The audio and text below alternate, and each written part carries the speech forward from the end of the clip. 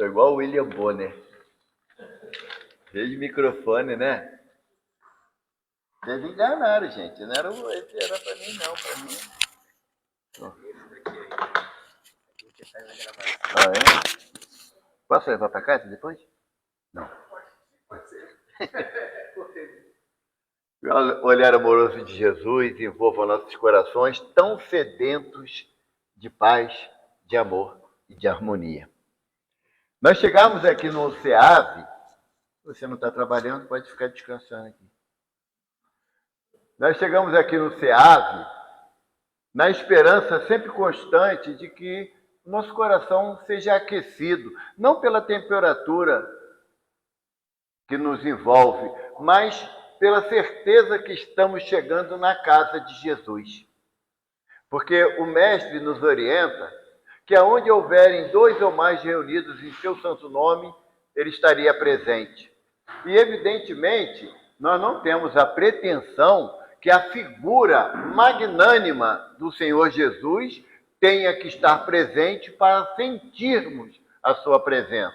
Emmanuel diz que a presença de Jesus, quando dois se reúnem em seu nome, se faz através dos benfeitores que o representam diante do amor que ele nos traz. Então nós estamos reunidos numa casa onde se fala de amor e de verdade. O amor que é representado pela persistência de Jesus em nos amparar, embora ainda recalcitrantes na nossa caminhada. E a verdade que ele simboliza como representando a vontade de Deus. Nós estamos nos entregando a um entendimento que nos proporá mudanças de comportamento. Porque André Luiz, no livro Sinal Verde, ele diz que aquele que é detentor de 5 minutos de conhecimento do Evangelho já reúne elementos para a mudança do comportamento. O senhor Allan Kardec, apóstolo do Senhor, o que ele nos diz?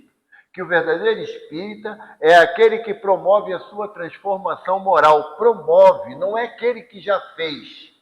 É aquele que luta para realizar a sua transformação moral. É, sabe, aquela estrada longa que você tropeça numa pedra, cai de joelho no chão, reclama um pouquinho porque dói, mas levanta, passa a mão no joelho e continua a caminhar, sabendo que existe a possibilidade de um novo tropeço. Isso é promover a transformação moral. Embora, muitas das vezes, nós queremos exigir daqueles que caminham conosco uma perfeição que ainda não somos detentores. Então, temos que ter cuidado, quando analisamos a proposta do codificador, de que esse mês nós dedicamos o nosso carinho, né, ao senhor Allan Kardec, pelo tanto que ele nos atende na condição de veículo do Consolador prometido. Mas quando ele nos fala da questão de promover a transformação moral, é esse esforço diário. Tá? Não é você acordar de manhã achando que é espírito superior, sabe? Que vai viajar por outras esferas elevadas. Não, isso é a maior cascata do mundo. Ainda somos espíritos num plano de prova e expiação. Então eu tenho que a cada dia promover a minha transformação moral, sim. E pelo esforço que emprega em domar as más inclinações. Como o senhor Allan Kardec foi abençoado quando ele deu essas 2 definições para aqueles que buscam seguir as orientações da doutrina dos espíritos.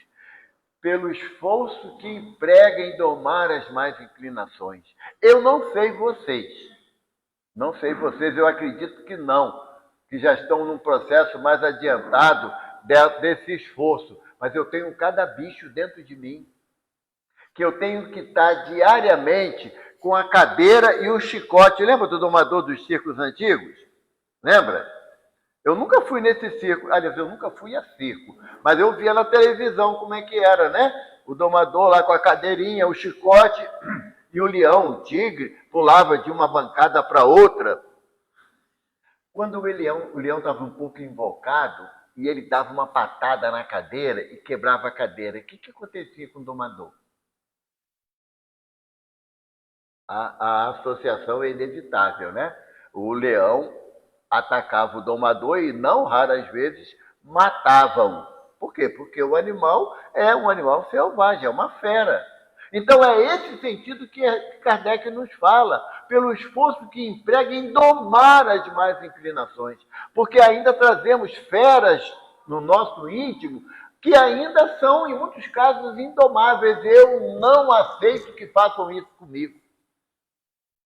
Sabe? Aquela intemperança. Comigo é assim, bateu, levou. Não levo desaforo para casa. Comigo, fala o que quer, vai ouvir o que não quer. São as feras íntimas que nós ainda alimentamos, que estamos distantes da proposta do Evangelho de Jesus, de não pôr demanda com seu irmão por nada. Se ele te obriga a caminhar passos, 1000 passos, caminha 2000 por conta dele. É essa a proposta do Sr. Allan Kardec, do nosso esforço diário, de domar as nossas más inclinações. Porque, eu não sei vocês, tem hora que dá vontade de falar cada coisa, mediante o que eu estou ouvindo, mas o que a doutrina já me orienta, me faz refletir que não vai ser uma boa ideia eu agir assim. Porque muitas das vezes, quando eu estou passando por uma dificuldade emocional, social, familiar, física, eu tenho a tendência de diminuir a minha capacidade de suportação de algumas coisas que me falam. Já está no sufoco, já está passando por problema. Ainda tem aquele que inadvertidamente vem nos dizer algumas verdades, que André Luiz, relembrando de novo esse benfeitor, ele fala, os amigos são aqueles que, mesmo conhecendo as nossas deficiências, nos amam a si mesmos. Em contrapartida, ele diz que os inimigos são professores a quem não pagamos. Quando você está diante de alguém que não existe afinidade entre vocês, a pessoa vai dizer os teus defeitos, mas com uma tranquilidade, sem nenhum medo de você ficar constrangido por isso. Mas André Luiz fala que são professores a quem não pagamos. Olha, Regina, você é muito orgulhosa.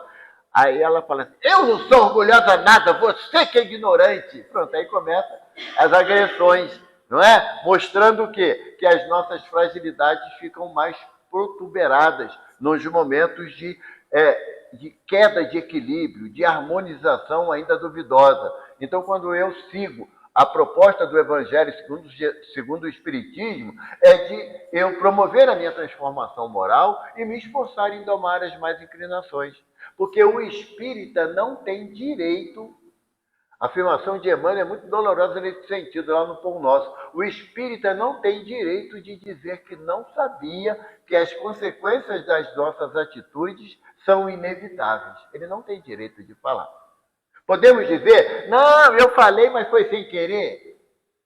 Ou eu tenho o direito de falar, eu falei, mas falei sem pensar. O espírita não pode. A não ser que não tenha o íntimo, o desejo sincero de estudar Allan Kardec.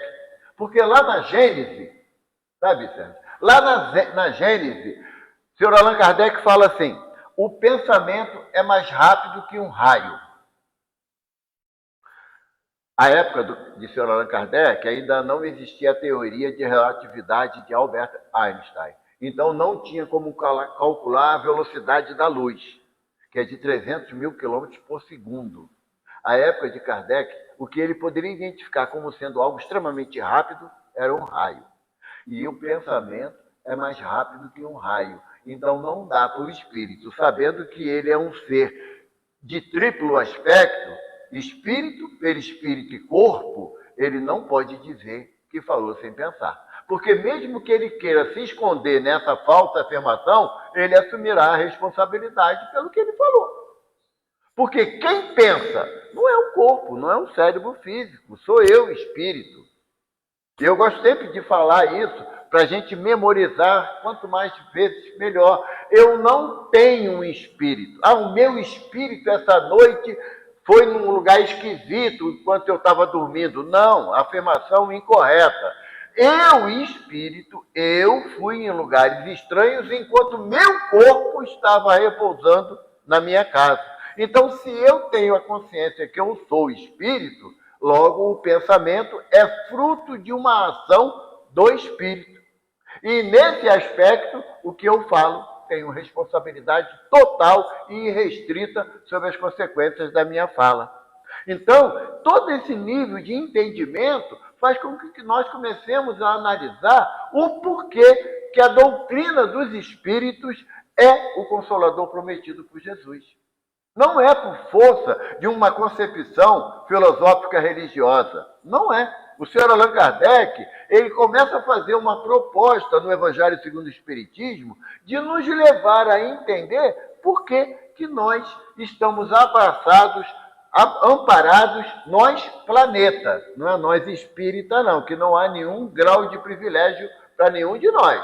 Nós, planeta, estamos amparados pelo Consolador prometido por Jesus há 2000 anos atrás.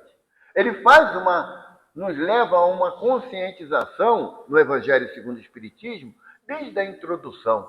Na introdução do Evangelho, ele nos traz o primeiro item da introdução, objetivo dessa obra. Qual o objetivo dessa obra? Eu vou ler aqui para não errar, o que é mais comum. O senhor Allan Kardec coloca lá na introdução do Evangelho segundo o Espiritismo: podem dividir-se em 5 partes as matérias contidas nos evangelhos: os atos comuns da vida do Cristo, os milagres, as predições, as palavras que foram tomadas pela Igreja para fundamentos dos seus dogmas e o ensino moral. E o Sr. Allan Kardec fala que as 4 primeiras foram motivos de desavença pelos mais diversos conceitos filosóficos cristãos que nós temos a partir do retorno de Jesus a um plano espiritual. O aspecto moral não dá para discutir. Você vai chegar perto de um irmão que segue a orientação da Igreja Católica, da Igreja Protestante, do Templo Umbandista, Candomblessista, Budista, Seixinoei, hinduísta, todos eles vão dizer que o aspecto moral do Evangelho que Jesus nos trouxe tem substância suficiente para a nossa caminhada feliz pela Terra. A ponto de Mahatma Gandhi, Mahatma é grande alma, né? Que a grande alma Gandhi, que nós conhecemos através das reportagens, ele dizia que se fossem queimados todos os livros de todas as religiões sobre a Terra, só para análise da gente, hoje existem na Terra a concepção religiosa, englobando todas, não só cristã, mas todas, são cerca de 3.820 religiões na Terra, de mais diferentes aspectos. E Gandhi dizia que se fosse queimado todos os livros de aspecto religioso da Terra e se conservasse o Sermão da Montanha, nada teria sido perdido. E quantas vezes a gente já leu o Sermão da Montanha na Bíblia? Quantas vezes nós pegamos a Bíblia como repositório da primeira e da segunda orientação espiritual, da primeira e segunda revelação da espiritualidade para nós? Quantas vezes nós pegamos em casa? Poxa, eu vou ler. Está lá no capítulo 5 de Mateus, aonde começam as bem-aventuranças. É o repositório de todo o conceito moral do Evangelho que Jesus nos trouxe do Pai Celestial. Então, por isso que Kardec fala, dos 4 aspectos que servem de conflitos, muitas vezes, Maria era virgem ou não era quando Jesus nasceu, sabe? Lázaro ressuscitado ou não foi ressuscitado, Moisés atravessou o Mar Vermelho, tudo isso daí são momentos, são motivos de discussões estéreis, sem nenhum produto moral de evolução. Agora, quando você fala que Jesus te orienta a amar os vossos inimigos, e eu reflito, para amar os amigos tem hora que não dá. A gente pensa 2 vezes, eu tenho que amar ele. Tem que amar os amigos. Tá bom, vou amar ele para não virar inimigo, porque inimigo vira imposição da lei. Vou amar os vossos inimigos. Não é o que Jesus fala? Reconcilia com teu irmão enquanto está a caminho com ele, para que ele não te entregue ao juiz, este não te entregue ao ministro da Justiça e você não seja metido na prisão.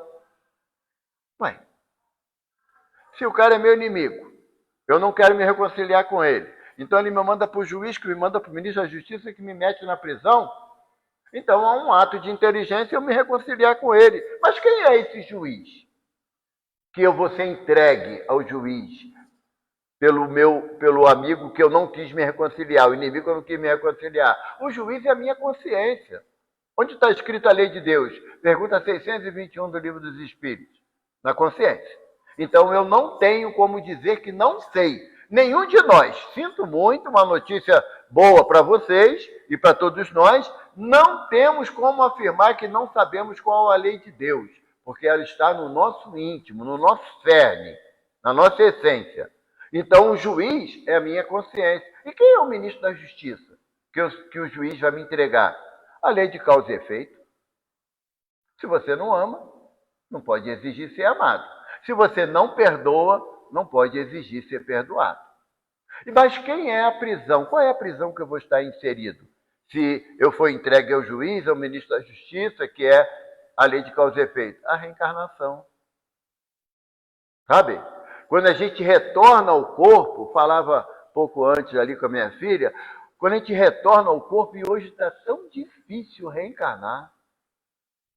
Eu sou de uma família que eram uns 8 filhos. Aí eu cortei pela metade, tive 4 filhas biológicas. Aí as minhas filhas, cada uma tem uma tem 2, a outra tem 3, porque demorou tanto a ter filho que veio logo gêmeo, né, para poder ganhar tempo, sabe?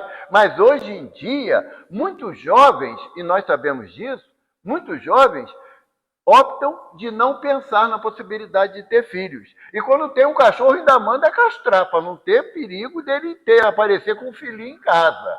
Né? Que aí a gente vai ter que criar o filhinho do cachorrinho. Né?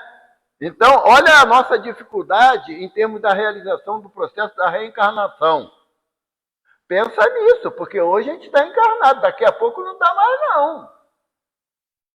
Quando no livro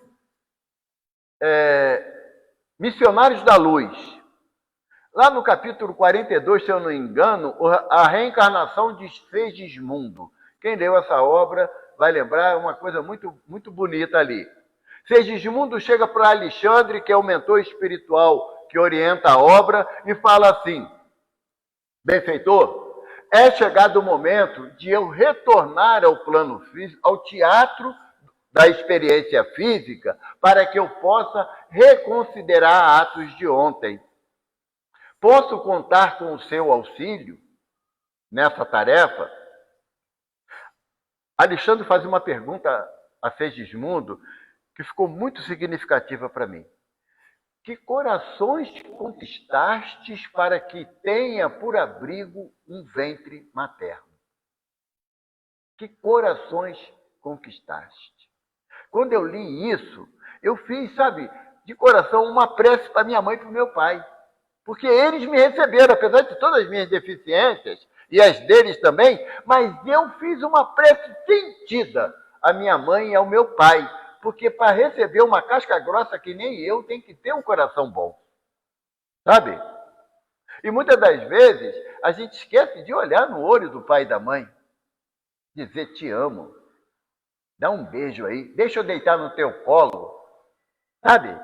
A gente que já tem os pais no plano espiritual sabe o quão isso faz falta na nossa jornada. E às vezes a gente vê que tem filhos que já têm os pais pertinho e, não, meu pai é muito chato. Minha mãe, então, fala a mesma coisa 300 vezes. É verdade. Eu queria ouvir novamente 300 vezes meus pais falando comigo sobre qualquer assunto.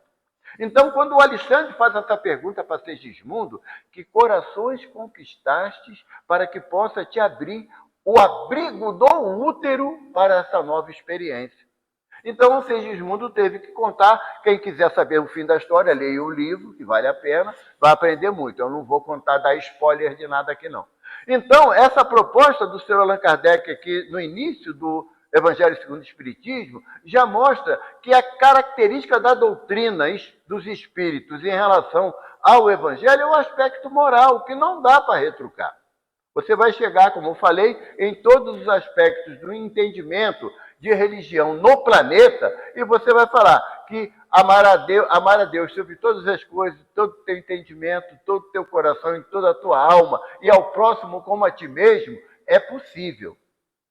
É possível realizar. Demanda esforço, trabalho. Eu falava antigamente que era difícil. Aí um benfeitor lá do tratamento espiritual da nossa casa, ele falou que difícil é a desculpa do preguiçoso. Você pode dizer que dá trabalho, e realmente dá trabalho, mas a dificuldade está associada à minha preguiça do trabalho que eu desejo realizar. No primeiro capítulo do Evangelho não vim destruir a lei. E aí o senhor Allan Kardec coloca assim no item 2. Na lei mosaica, há duas partes distintas. A lei de Deus, promulgada no Monte Sinai, aquela dos 10 mandamentos, na tábua de pedra, e a lei civil ou disciplinar, decretada por Moisés. Uma, a primeira, os 10 mandamentos, é imutável, invariável. A outra, apropriada aos costumes e ao caráter do povo e se modifica com o tempo. E a gente vê essa realidade. Vemos essa realidade. A época de Moisés decretou que se a tua mulher te desagrada, você tem direito de vida e morte sobre ela. E você acredita que hoje nós tem muitos homens retrógrados que pensam assim? Muitos homens retrógrados que acham que a ele é dado o direito de fazer tudo o que ele bem entende. A mulher não. Quando nós somos espíritos criados à imagem e semelhança de Deus, em igualdade de condições. Nós já sabemos, pelo que a doutrina nos apresenta, que nós estamos caminhando nessa experiência na condição masculina ou feminina. Mas não quer dizer que na próxima não se inverta o papel. Eu, particularmente, digo que na próxima eu quero vir mulher.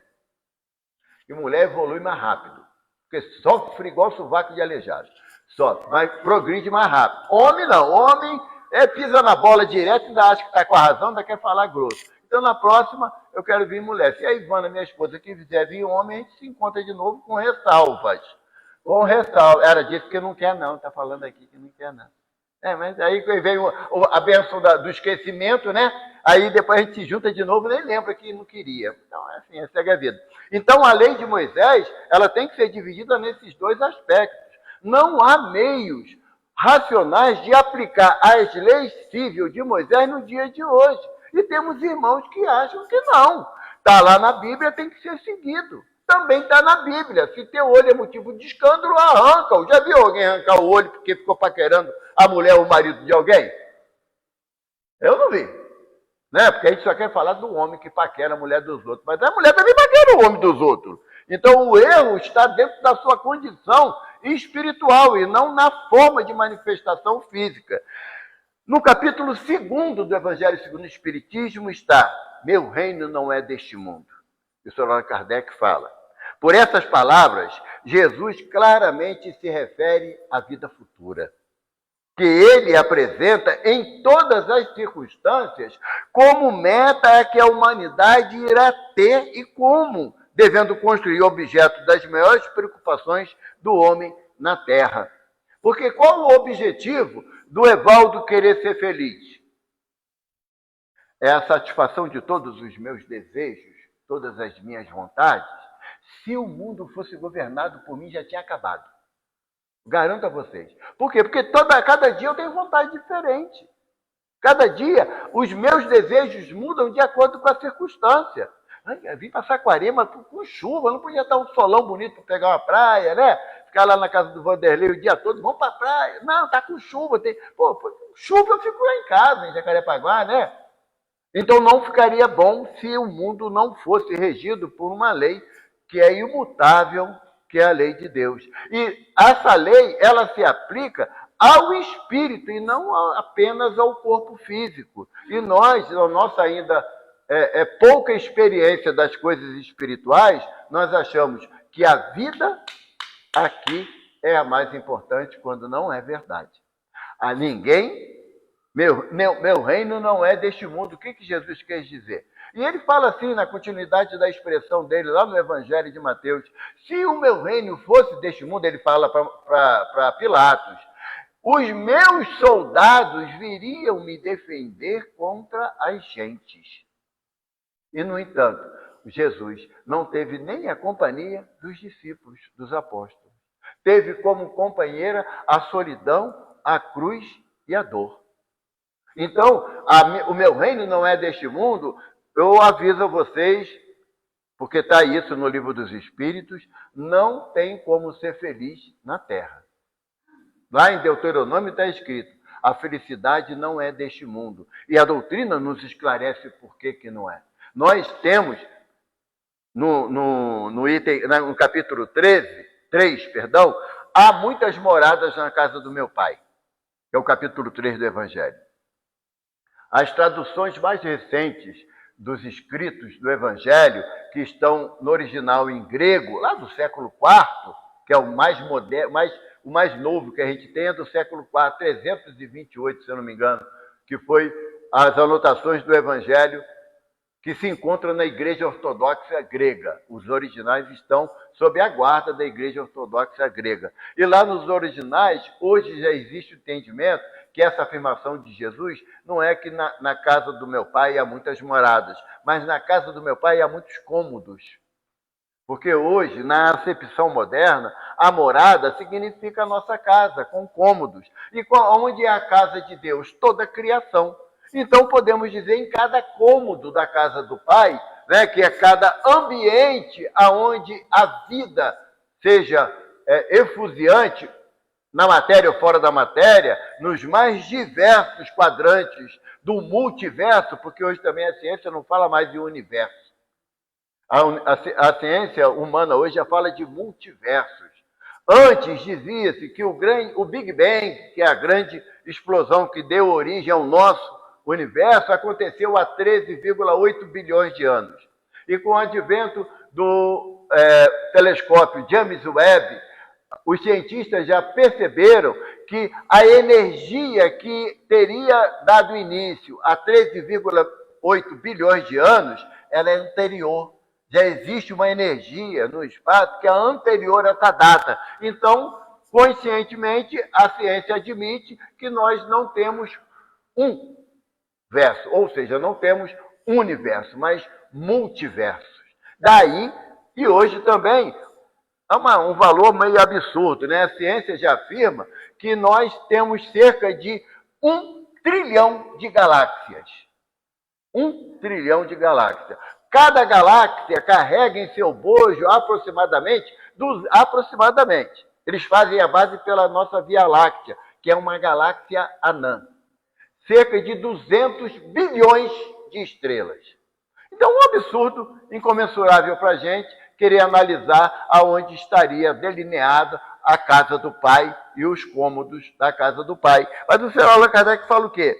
A casa do Pai, ainda usa o termo, é o universo. As diferentes moradas são os mundos que circulam no espaço infinito e oferecem aos espíritos que neles encarnam moradas correspondentes ao adiantamento dos mesmos espíritos. Por exemplo, o adepto da doutrina espírita não acredita em extraterrestre. Por quê? Porque não tem fora, sabe? Não existe vida só fora. A vida, ela pulula, ela é permanente na criação de Deus. Então, se nós falarmos que existem espíritos encarnados em outros planetas, que são o que nossos, esses espíritos? Irmãos, não somos filhos do Pai? Então, não existe extraterrestre. O termo adequado são irmãos de outras esferas espirituais. Mas é apenas nomenclatura que não vai levar a grandes mudanças de comportamento, não. Mas a doutrina me esclarece que esse barco chamado planeta Terra não navega sozinho. Nós já não mais acreditamos que nós somos o centro do universo, não é? Que o homem, o planeta Terra é o único planeta habitado nesses zilhões de planetas que estão delineados pelos multiversos afora. Para você fazer uma ideia, sem nuvens, uma noite, você estando num lugar mais afastado da região central, você olha para o céu, você sabia que você só consegue enxergar 5.000 estrelas? Eu, pelo menos, não identifico nenhuma, mas 5.000 estrelas. Se você usar um binóculo, poderá ver até 15.000. Um telescópio, essa proporção vai aumentando. Mas você já olhou que aí você olha para o céu, as estrelas estão pertinho uma da outra? Sabe o que a ciência diz? Do que você tem num verso conhecido, no espaço sideral, 5% é matéria. Matéria densa. 5%. Os outros 95% são matéria escura, que a ciência não sabe o que é. A ciência não tem como definir o que é essa matéria escura, que compõe 95% do verso conhecido, do espaço sideral. Ele não estudou Kardec. Se estudasse Kardec, ia ver que é matéria cósmica universal, que é o princípio da vida material. Não é? Não está lá na Gênesis? Não está no início do Livro dos Espíritos, até a questão 26, se eu não me engano?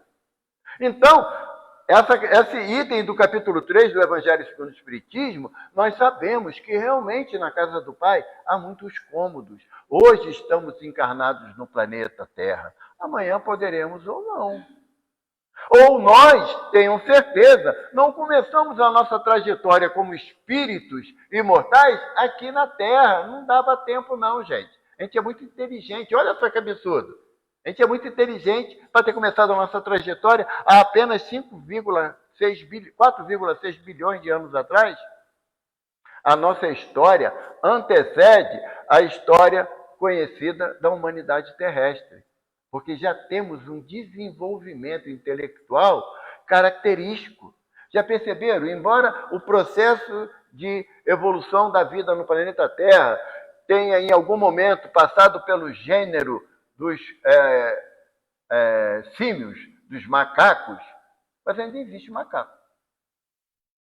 Então, não é uma constante esse processo da evolução material, não é evolução espiritual. A evolução espiritual é uma outra história. É por isso que às vezes eu brinco e eu pergunto, a doutrina é adepto da teoria criacionista ou evolucionista? Ou nós somos adeptos daquilo que está na Bíblia, da Gênese, lá do homem criado a partir de Adão e Eva, ou nós somos adeptos da criação evolucionista de Darwin? Qual é?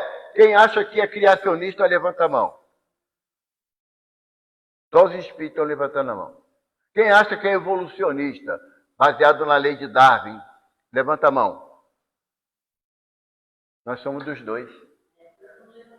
Pois é, você é esperto. Pegou cola. Por quê? Porque nós somos a união das duas teorias. A nossa origem é material e espiritual. Então nós fomos criados por Deus. Beleza.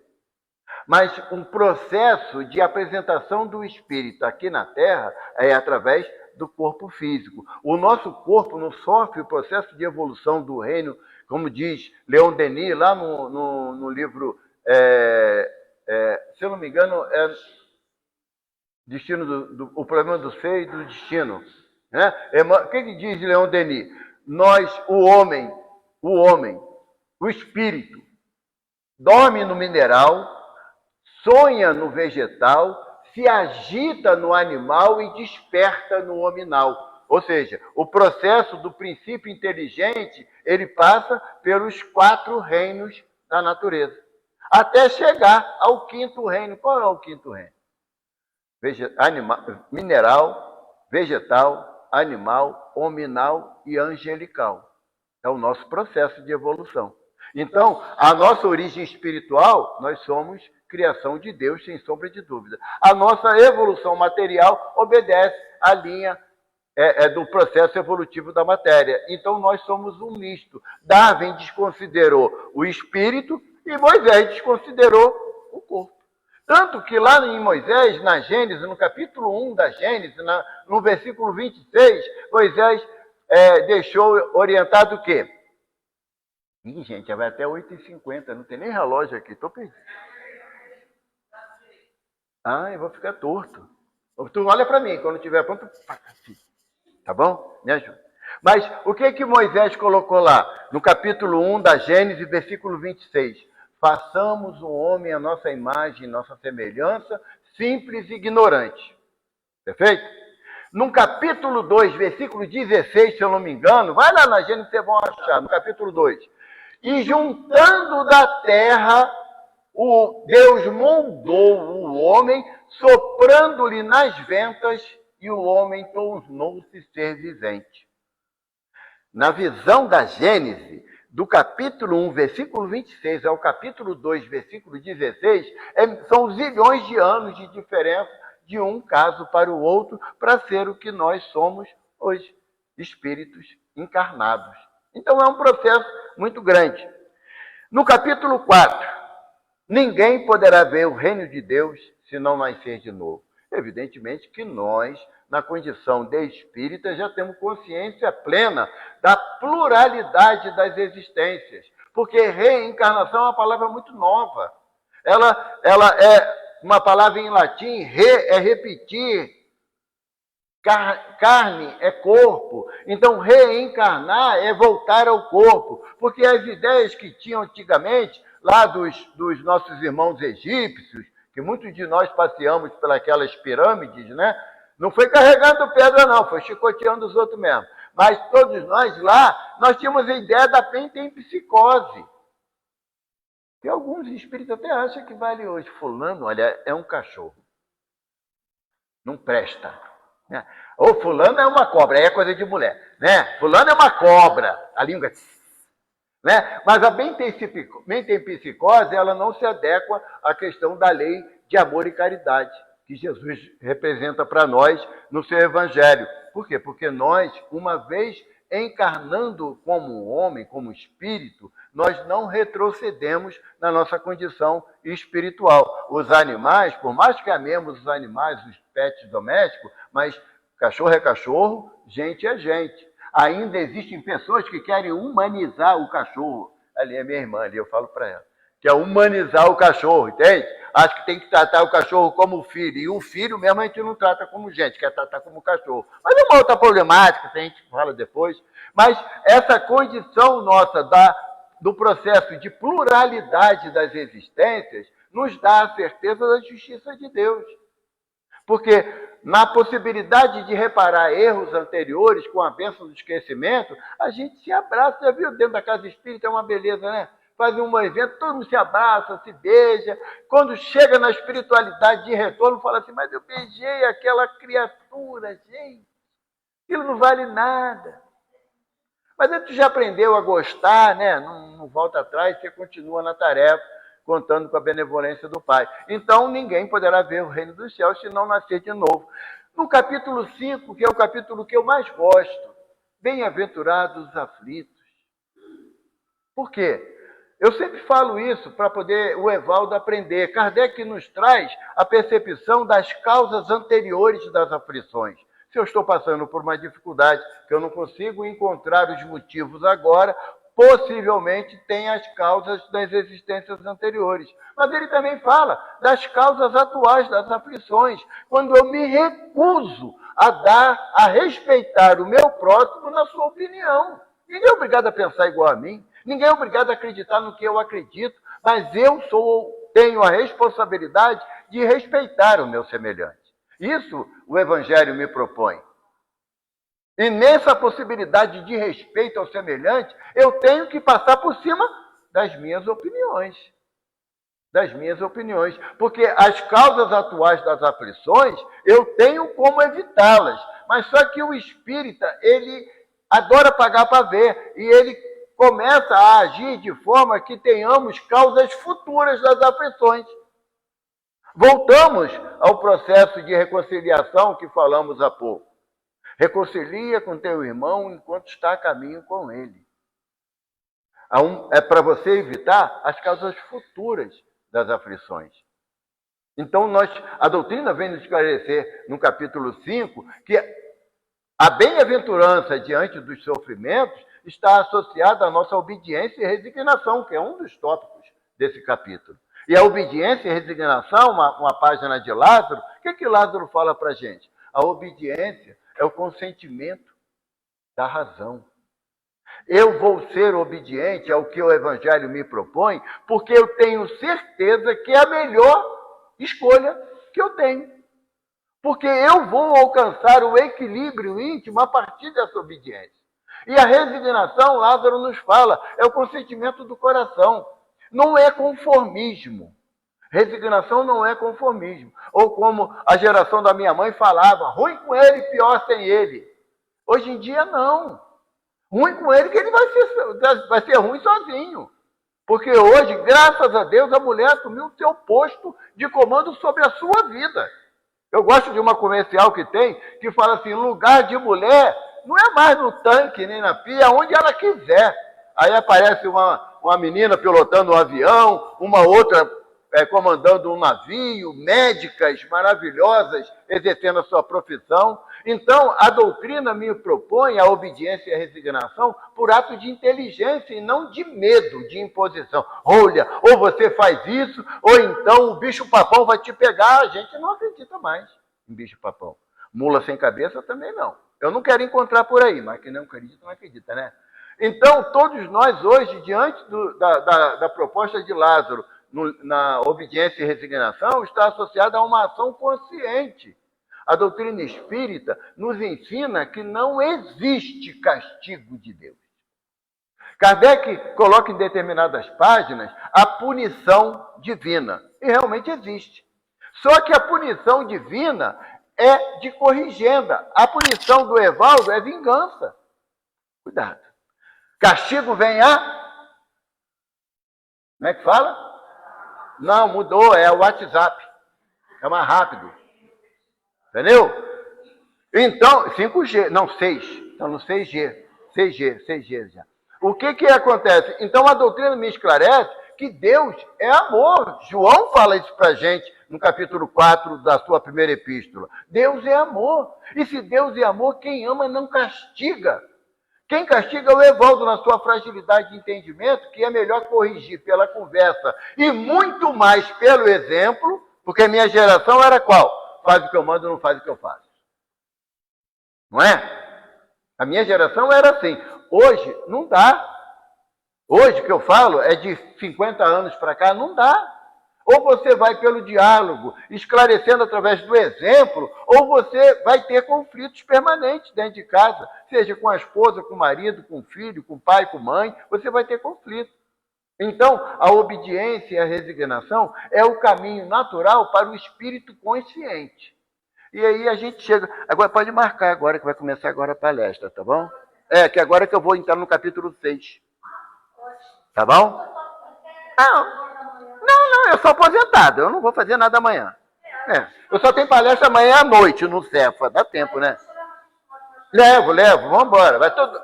Todo mundo vai para a churrascaria, comer palito de dente e sauleiro, é o que tem lá.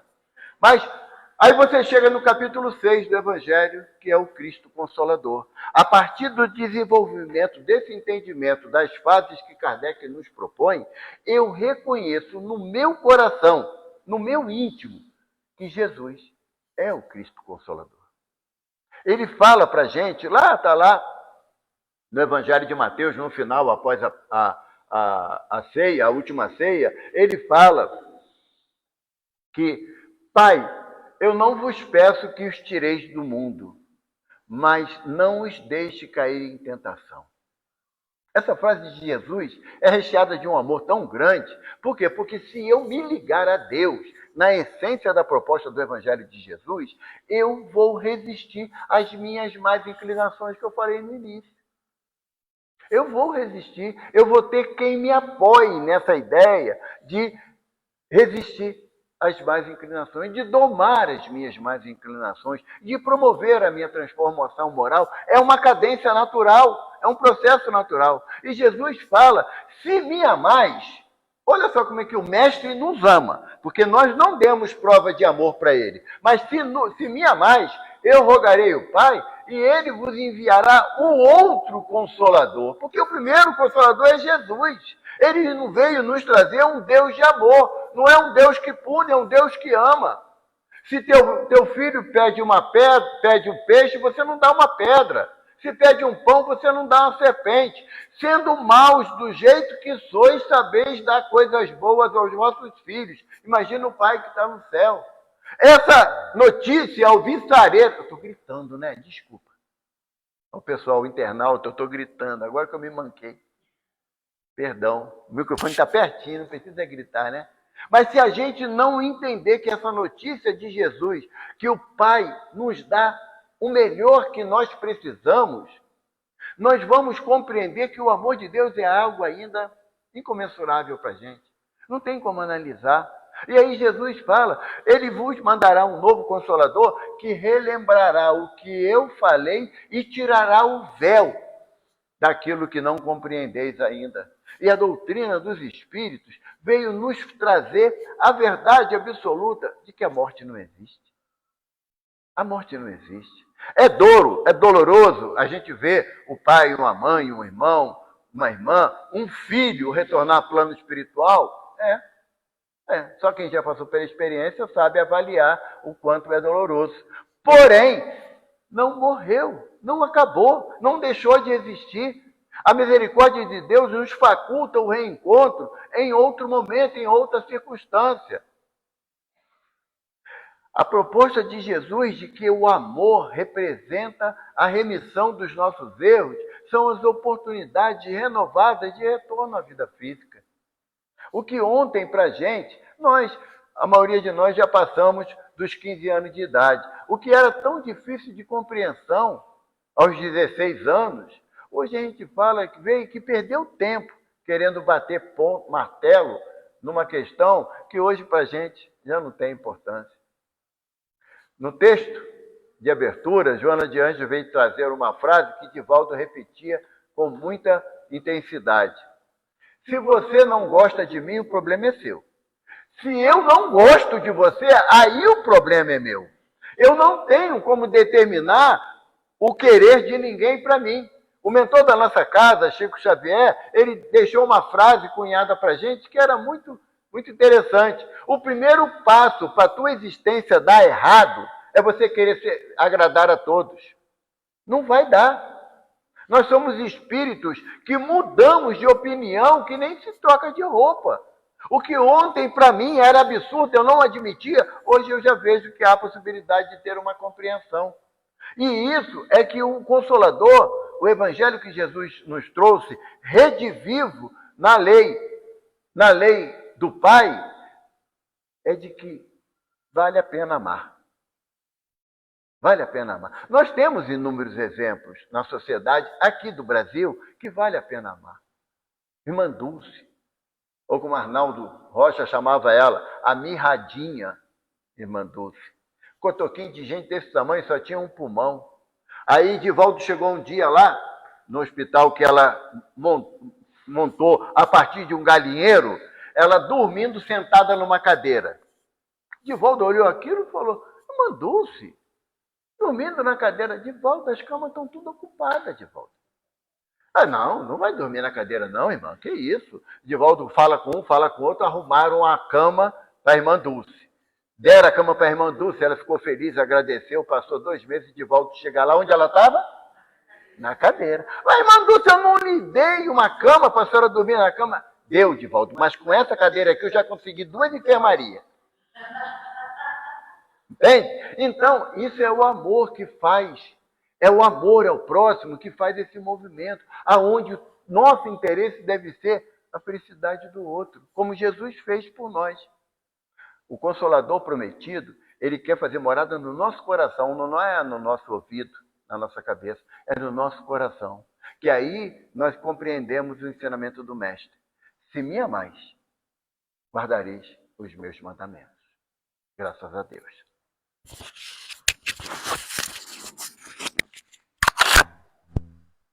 Tirar tudo aqui do Robocop. Obrigada. Não. Obrigada. Obrigada, Evaldo. Obrigada à comitiva que ele traz junto, né? A família toda. Muito obrigada por ter vindo do Rio, trazer seu estudo, que realmente muito bom. Espero que volte breve, tá?